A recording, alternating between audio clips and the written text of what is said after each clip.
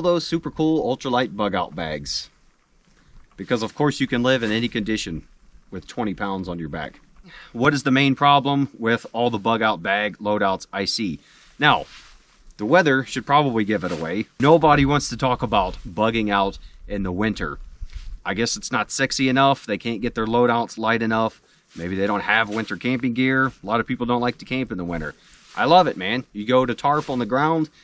You don't have to worry about bugs and snakes and all this stuff. And I think it's more enjoyable. You also have less people out in the forest. So plenty of benefits to winter camping. You also get to test yourself and the gear that you plan on going out with. I guess they assume that if they do have to go somewhere, it's going to be in perfect weather conditions, beautiful spring or summer.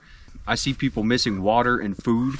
You know, you're not always going to be able to scavenge and hunt. You're definitely not always going to be able to find water. Plenty of water out here where I'm at right now, but in the summertime, good luck finding any kind of water to grab. There's one other YouTube channel that I've seen talk about winter bugging out, and that's Dave from Really Big Monkey. He has the giant army molly ruck, the large ruck, and he has got that thing full. I think 50 to 60 pounds. He talks about the real world aspect if you're going to bug out, and long-term bugging out, like you can't just always come home if something happens.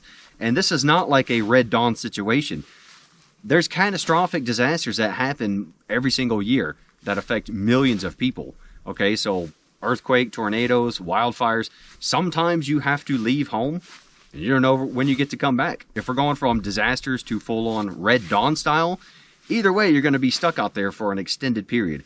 That means tons of extra food and water, probably more than most of y'all can carry. That also means winter and wet weather gear.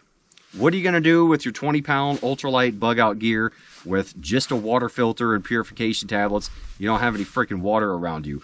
What are you going to do without food and there's no animals or nothing to forage? You can't just go out and find food. Believe me, guys, I know it looks sexy on YouTube, but it's not as easy as a lot of these guys make it out to be. Lastly, what are you going to do when you bug out in the springtime, like up here in the mountains, when it'll be a lovely sunny 70 degrees, sometimes mid 60s, and then it'll drop to right at freezing at night, and all you got is a summer sleeping bag? You're going to be bumming. That's what you're going to be doing.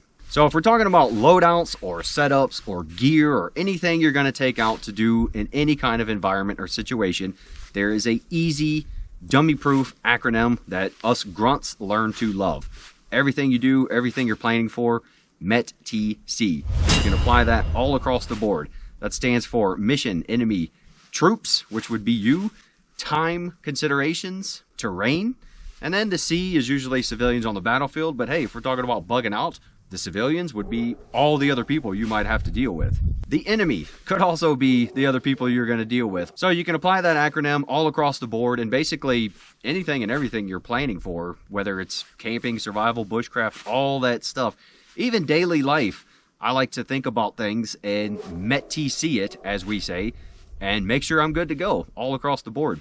That's it, guys. Hope you learned something. Let me know what I missed down below, and until the next video, I will see you guys in the outdoors. I'm preparing for a winter storm. Another one. It's going to be fun.